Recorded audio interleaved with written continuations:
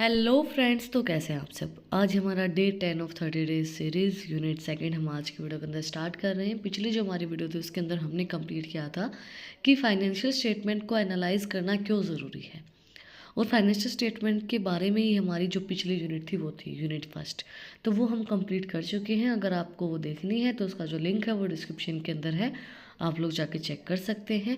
आज हम unit second को स्टार्ट कर रहे हैं कॉस्ट अकाउंटिंग के बारे में, जो कि पूरा कॉस्ट अकाउंटिंग के बारे में ही हम चीज़ों को पढ़ेंगे।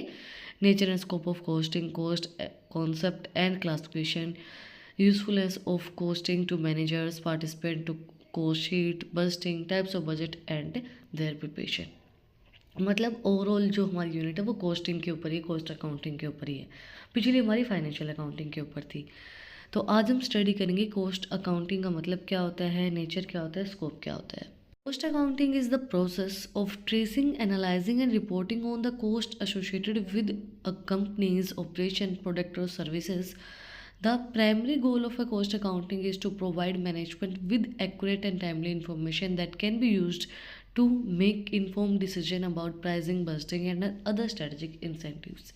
Cost accounting वो प्रोसेस होती है जिसके अंदर हम क्या करते हैं, एनालाइज करते हैं, ट्रेस करते हैं, रिपोर्ट करते हैं जो भी कंपनी के अंदर ऑपरेशंस होते हैं, जो भी वर्किंग वहाँ पे होती है, उन प्रोडक्ट सर्विसेज के अंदर कितनी कॉस्ट लगी है उस चीज़ को एनालाइज करना, ट्रेस करना, उसको कॉस्ट अकाउंटिंग बोलते हैं। इट मीन्स जैसे कोई भी काम कर रहे हैं आप, कोई भी प्रोडक्ट सर्विसेज प्रोवाइड करवा रहे हैं किसी भी कंपनी के अंदर, तो उसके अंदर कितना पैसा आप लगा रहे हैं, कितनी कॉस्ट आप लगा रहे हैं, उसको एनालाइज करना कॉस्ट अकाउंटिंग का काम होता है। जब आपको ये चीज़ पता चलेगी कि कोई प्रोडक्ट इस कॉस्ट के ऊपर बन रहा है, उसके बाद ही तो आप प्राइसिंग डिसाइड कर पाएंगे ना कि हमें ये सेल इतने में करना है। तो एक्यूरेट इन्फॉर्म डिसीजन लेने के लिए भी कॉस्ट अकाउंटिंग जो है वो आपकी हेल्प करती है। Nature of cost accounting, the nature of cost accounting is multi faced and involve several key element that are essential to understand its purpose and function within an organisation. Some of the key aspect of the nature of cost accountings are, nature जो है cost accounting का वो हमें बहुत सी चीज़ें बताता है कि क्यों ऑर्गेनाइजेशन के अंदर फंक्शन करते हैं हम कॉस्ट अकाउंटिंग को, किस लिए। देखो सिंपल सी चीज़ है, कॉस्ट अकाउंटिंग हमें बताती है कि इस चीज़ के ऊपर इतना कॉस्ट आपने लगाया है तो आपका प्राइस ये रहेगा, इस प्रोडक्ट का प्राइस हम ये रख सकते हैं। एक इन्फॉर्म डिसीजन लेने में हेल्प करती है। कुछ पॉइंट्स हमें दिए गए हैं जिनके थ्रू हम अंडरस्टैंड करेंगे। First was recording and analysing of cost. Cost accounting involves the systematic record and analyzing of cost associated with a company operation, product and services. This involves identify the different type of costs such as direct, indirect, fixed, variable, etc., tracing them over a time and analyze them, identify trends and patterns. Recording and analysing of cost, cost accounting जो है वो एक systematic way में record करती है जो भी coast आपकी होती है, जितनी भी लागत आपकी आती है, और उसको एनालाइज करने में हेल्प करती है कि ऑपरेशंस में कितना लगा, प्रोडक्ट सर्विसेज में कितना लगा, चाहे वो डायरेक्ट कॉस्ट हो चाहे इनडायरेक्ट कॉस्ट हो, चाहे आपने डायरेक्टली किसी चीज़ के ऊपर पैसा लगाया या इनडायरेक्टली आपका कहीं पे पैसा लग गया है, फिक्स्ड है, वेरिएबल है, वो सब चीज़ें ट्रेस करके एनालाइज करके फिर एक ट्रेंड को बताते हैं कि भाई इतना प्राइस आपके जो प्रोडक्ट सर्विसेज आप प्रोवाइड करवा रहे हैं उनके लिए सही रहेगा। कॉस्ट कंट्रोल, नेचर जो है ये फंक्शंस को भी बताता है। एक चीज़ मैं आपको बताऊँ, फंक्शन एंड नेचर सिमिलर से ही हैं कॉस्ट अकाउंटिंग के। कॉस्ट कंट्रोल के अंदर है, one of the primary purpose of cost accounting is the control cost and minimum waste. This involve identify areas where cost can be reduce or eliminating such as through process improving or change to supply chain. Cost accounting can also help identify areas where cost or are increasing or out of control, allowing management to take corrective action. Main जो purpose है, primary purpose है जो cost accounting का, वो cost को control करना ही है कि भाई कहीं पे भी कॉस्ट वेस्ट ना हो, कि भाई आप कहीं पे भी हमारा पैसा लग रहा है और वो फालतू में लग रहा है, वेस्ट हो रहा है ना। तो कॉस्ट अकाउंटिंग हमें वो चीज़ बताती है कि कहाँ पे आप किस चीज़ को एलिमिनेट कर सकते हैं, किस प्रोसेस को आप हटा सकते हैं कि या ये प्रोसेस करनी कोई ज़रूरी नहीं है ना। कई चीज़ें होती है ना जो आपको पता चलेगी कि भाई अगर हम ये नहीं करते तो भी काम हो जाता, उस चीज़ को बताने के लिए कॉस्ट अकाउंटिंग हेल्प करती है कि यहाँ पे अगर आप पैसा नहीं भी लगाते तो कोई ज़्यादा फ़र्क नहीं पड़ता, वो आपका पैसा वेस्ट ही हुआ है। तो उस वेस्टेज को बताने के लिए कॉस्ट अकाउंटिंग हेल्प करती है कि कहाँ पे आपका पैसा वेस्ट हो रहा है और कहाँ पे आप इस प्रोसेस को इम्प्रूव करके इस पैसे को कम कर सकते हैं। देखो, एक बिगनर जो होता है ना, उसको नहीं पता होता है कि कहाँ पैसा लगाना है, कहाँ नहीं लगाना है। उसको जहाँ बोला जाता है वहीं पैसा लगा देता है। ठीक है, ये चीज़ आप देखना। अब अब जैसे फॉर एग्जांपल आप मार्केट में जाओगे, आपसे पैसे जितने मांगेंगे उतने ही आप दे के आओगे। सिंपल सी चीज़ है। अब आपकी मदर जाएगी तो वो उतने पैसे नहीं दे के आएगी। हो सकता है आपको बार्गेनिंग पसंद नहीं है, मान लिया मैंने, लेकिन कई जगह क्या होता है मार्केट के अंदर, आपने देखा होगा हमारी मदर जो होती हैं वो 700 रुपये की चीज़ 500 में लेके आती हैं, है ना। अब कोई भी सेलर अपना घाटा करके किसी को वो चीज़ नहीं बेचेगा। तो अगर वो मदर को 500 में बेच रहा है तो उसको तो वो 200-300 में ही है, 300 रुपये में, 200 रुपये में ही पड़ी होगी, तभी वो 500 में बेच रहा है। और हमें वो कितने में बोलता, 700 में, तो हम उसको 700 दे के आते ना।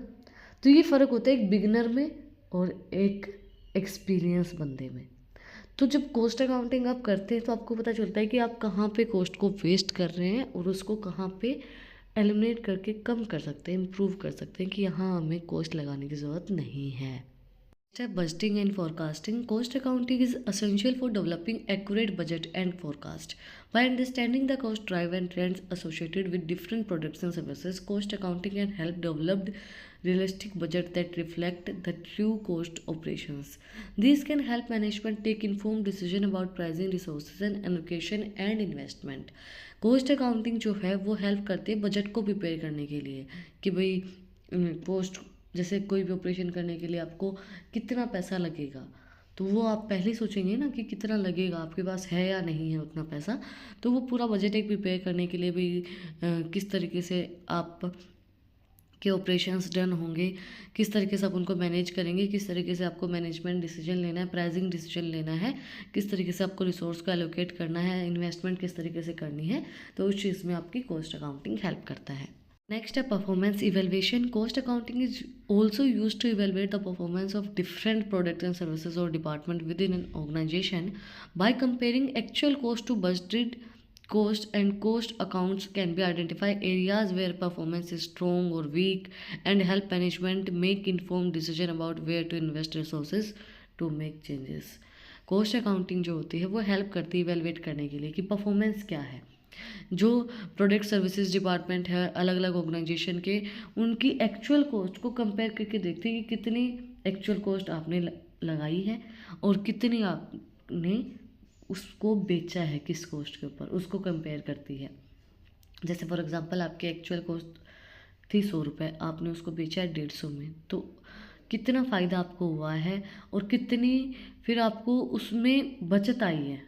वो बोलते हैं ना, एक मैंने अभी रिसेंटली एक चीज़ पढ़ी थी मारवाड़ीज़ के बारे में। मारवाड़ीज़ के बिज़नेस बहुत ज़्यादा चलते हैं। वो क्यों चलते हैं, उन्होंने बोला कि वो इसलिए चलते हैं कि जैसे फॉर एग्ज़ाम्पल अगर कॉस्ट 100 रुपये आ रही है, 100 रुपये आपको प्रॉफिट हो रहा है, फॉर एग्ज़ाम्पल प्रॉफिट नहीं, सेलिंग कॉस्ट आपकी 100 रुपये है, तो 100 रुपये जब आपकी सेलिंग कॉस्ट है उसके अंदर से प्रॉफिट आपको 20 रुपये हो रहा है, तो मारवाड़ी क्या दिमाग लगा के चलता है कि 20 रुपये में से 7 रुपये मुझे किसको देने पड़ेंगे, जो एम्प्लॉयज़ मेरे यहाँ काम करते हैं, 3 रुपये मेरे मेंटेनेंस के, तो मेरे पास कितना प्रॉफिट बचा, 10 रुपये।